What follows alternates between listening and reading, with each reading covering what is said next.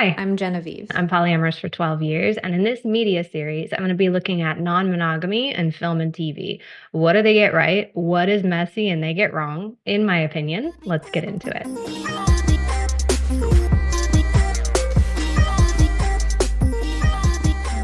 The film Past Lives tells a pretty polyamorous love story, whether they meant to or not. It's heavily polyamory coded, like heavily polyamory coded. In this Oscar nominated film, the main character feels and explores on purpose in the open with consent two deep, intimate connections at the same time, her first love from Korea and her eventual husband from the US. Sometimes people get a little confused when I call a love story polyamorous, even though only one duo is actually sleeping together. And that is the case in this film, where our protagonist is only actually sleeping with her husband. But polyamory has nothing to do with sex, right? Plenty of polyamorous people are asexual or they're aromantic, right? It is not about who is in your bed. It is about who you are bringing close, who's in your heart. And that can look so many ways. And if you do want more examples of polyamory on screen, especially those that are not overly sexual or chaotic and played up for drama, if you want to see the normalcy and the humanity of non-monogamy, sometimes you have to read between the lines and look for non-monogamy coded media. But I'm not labeling any real world people polyamorous if they would not call themselves that. These are fictional characters, so we can interpret them however we want.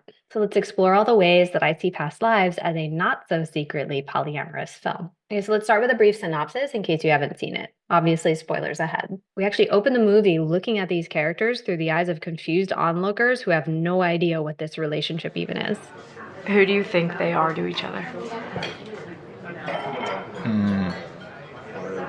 I don't know. Been there, been there. I think gossip of onlookers is a rite of passage for a lot of polyamorous people. We meet the main character, Na Young, as a young girl in Korea. After her initial introduction, she actually picks her English name, Nora. 마음에 드는 이름이 없어. 레오 노래 어때? 노라? 노라군. So I'm going to be using both names interchangeably because that's what the film does. At the same time, we also meet her best friend and crush, Haesung. 나 아마 걔랑 결혼할걸? 그냥 데이트할래? This is setting the tone for, yes, they are young, and yes, it is brief, but it feels significant. However, her parents have already decided they're going to be immigrating to Canada. She's going to leave Haesung. They are destined to head down two very different paths. We flash forward, and Nora's now living in New York. She's pursuing a career as a playwright, and sort of on a whim, she goes onto newly founded social media and looks up Haesung, only to find out that he was actually looking for her too.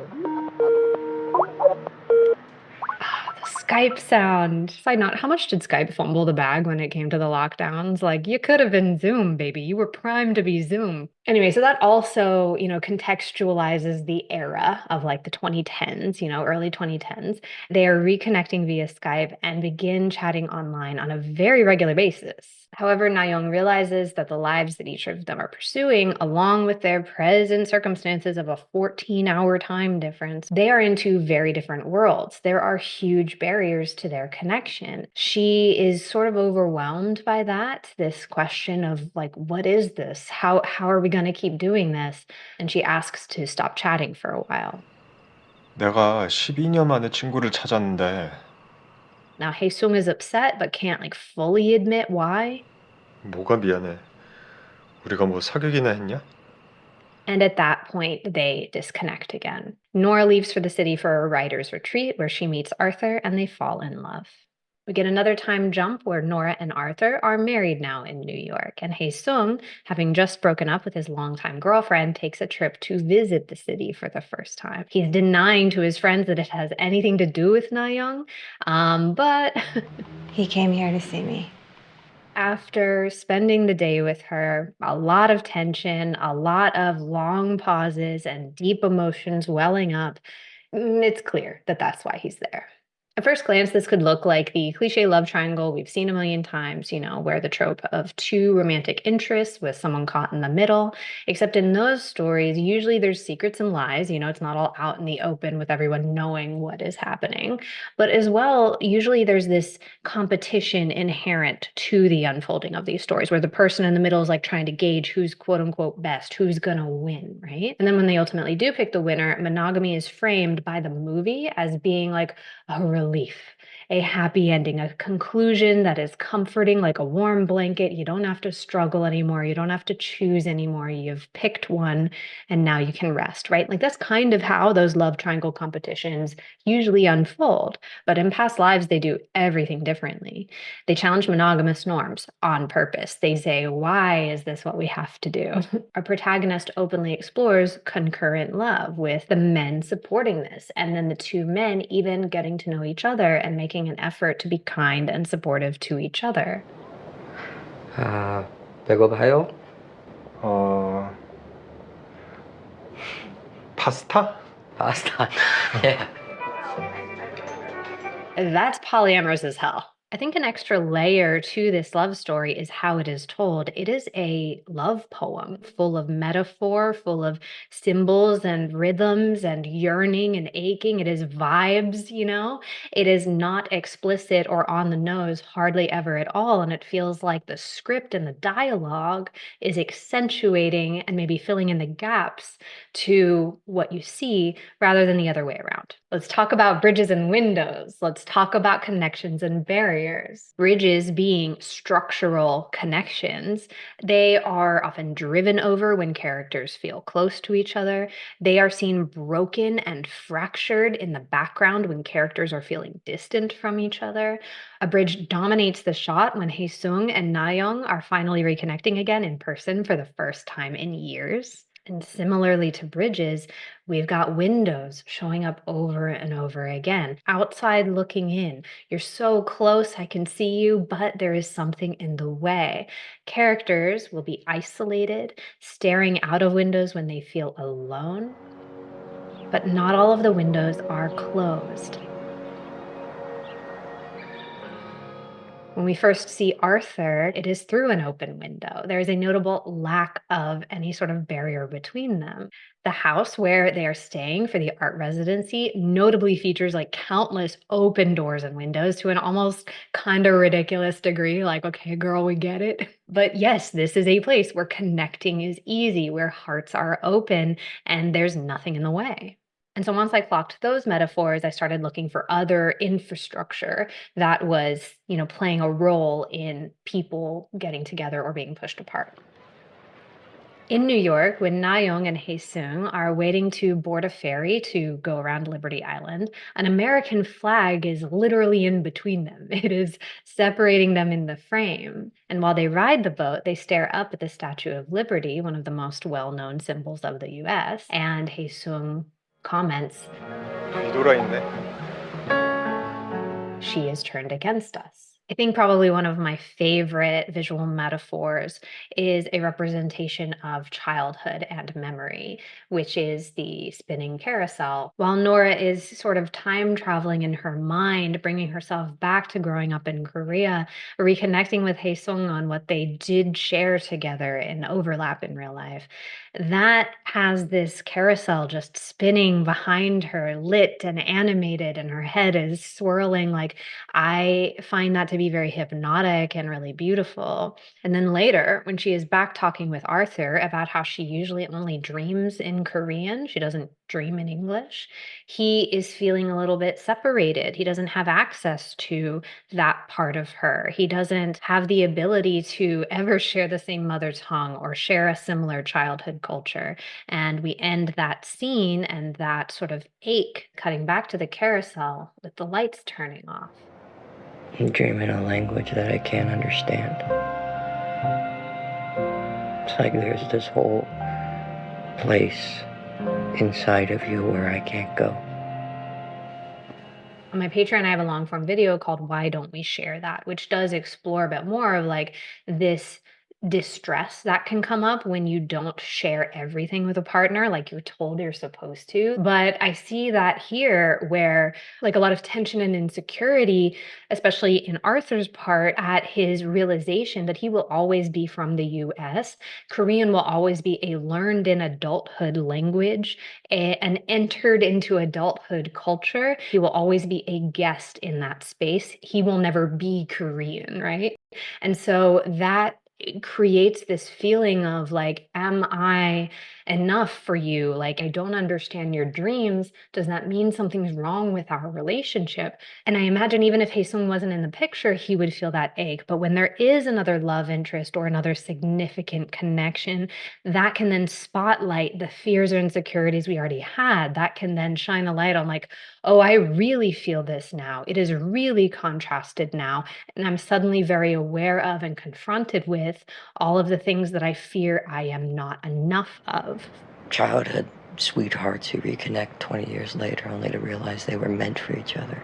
In the story, I would be the evil white American husband standing in the way of destiny. He's not sure if in a monogamous context, he has the place he thought he had. And funny enough, actually, both men do express different kinds of insecurities. Like Haesung is talking about how he feels like he would never be enough for her, how she has always had, this very big ideas and big ambitions, and he fears that he's too regular or basic, and she would leave him behind. 너무 평범하거든. 너가 평범해?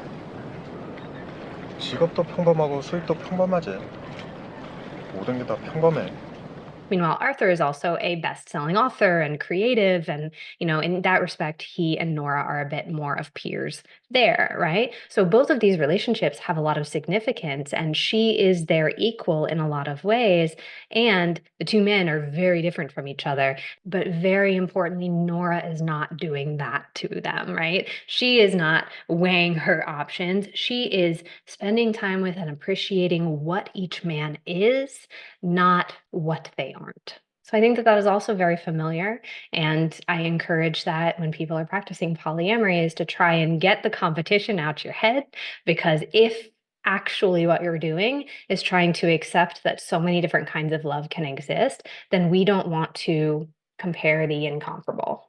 So with these multiple sides of Nora, which we keep being reminded of, inherent to the fact that we go switching back and forth between her Korean and English names, there are several selves in the mix, using that sense of multiple selves as an entry point to recognize that we can have multiple loves. We can hold several ideas as not contradictory, but rather, just parts of a tapestry, right? And we see this experience of multiple aspects of ourselves explored deeper with the concept of inyun.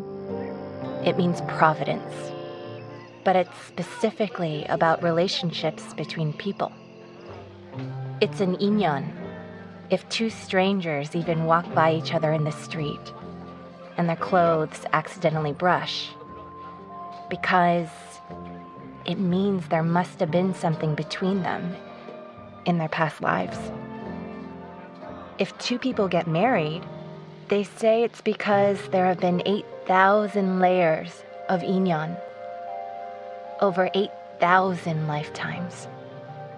It challenges the Western, so-called Western narrative of having just one life, of having just one soulmate. So by centering this love story around the concept of inyun, it spotlights how relative cultural norms are. And we can know it, but I think it's different to see it, experience it, see an example of it, right? That like few things are universally normal, including how we love or how we structure our love. So inyun challenges mononormativity, but I think, at least in the way that this film and these characters interpret inyun, I think it can also reinforce or justify a different kind of mononormativity. 근데 우린 이번 생에는 서로에게 그런 사람이 될 인연은 아닌 거야. 이번 생에는 너랑 아사랑 그런 인연인 거지. Couldn't you have multiple people with 8,000 layers of inyun? I guess I struggled to see, or the film struggled to explain, why it had to be this way. It almost accepted as given fact that only one person could occupy this closest space. And that part felt a little disappointing at the very least, but curious if that's actually at the core of the Inyun concept or if that's like the filmmaker's interpretation of it. So if you have any different insights, I would love to hear about that in the comments. And Nora is not the only one who has Inyun with the men. They also have it with each other. The connection between Arthur and Hae-sung, this Metamour connection, the relationship between the partner of your partner. When Arthur and Hae-sung are interacting, they have now their own relationship. They have their own dynamic independent of her. She removes herself from the table, and there is a moment where the two men are alone and they are trying to speak, they're trying to connect, they're trying to see and learn about and, validate the other person. I'm really glad you came here. It was the right thing to do. I was just heartened and, if I'm being real, pleasantly surprised to see this in a film, to see how generous and thoughtful they all were in this moment, that no one's like wishing the other would leave already or being underhanded and playing games. Like there's no power struggle here. There is no disingenuous, passive aggressive, or cruel competition between the men. You and me. Yeah, you and I are Inyan too. That got me. That still gets me because it is so reaffirming that we can know each other in infinite ways. They are implicitly open to all the other ways that their one-on-one relationship can look in future or in past lives. Nice to meet you. Nice to meet you too. Come visit me in Korea. Definitely.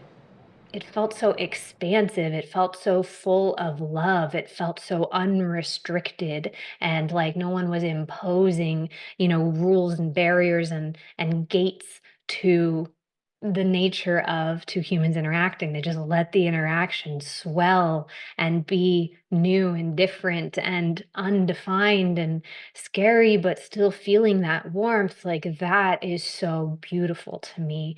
And I just related a lot. That said, this ultimately does turn into a film that is pretty heartbreaking. Plenty of movies about monogamy are beautiful and rewarding, and I'm like rooting for them. I'm so glad that they found each other. But the fact that this film ends in monogamy, it feels tragic. 이것도 전생이라면 우리의 다음 생에서는 벌써 서로에게 다른 인연인 게 아닐까? 모르겠어. 나도. No one is happy about it. Nora breaks down in tears. Arthur is sad for her, trying to comfort her. Hae-sung says basically, I'll see you in another life, I guess, and leaves. They are all mourning love that they think cannot be. But why can't it? For a story desperately wanting to challenge norms, a story calling out the cultural differences of social constructs, it also at the same time resigns itself to stay stuck in a norm of monogamy, to just let the social construct of mononormativity go unexamined, go unchallenged. We see that the characters can stretch themselves. We see that they're capable of pushing past artificial limits that they were just told they should have in pursuit of doing what feels more real or more honest. They can imagine a different way of doing things, but they stop short of imagining how this could be a happy ending. And I see it so clearly for them. I want to reach the screen and shake them, because they don't even try. And it is possible. This heartbreak is so avoidable, in my opinion, and so that really adds to the tragedy for me. This is a beautiful film. It is patient and soft and stunning to watch. I absolutely recommend it. And if you are polyamorous, my warning would be to go in prepared, to proceed with caution, because you might really see yourself represented and love that and feel excited by it until you suddenly don't. And that can be a sharp turn to make. It can be a big drop to experience. So I'd be curious your thoughts and feelings on past lives, what angles I missed or you think I misinterpreted. I'd love to know what your takeaway was and how it hit you. Otherwise, thank you so much for being here, and I will see you next time.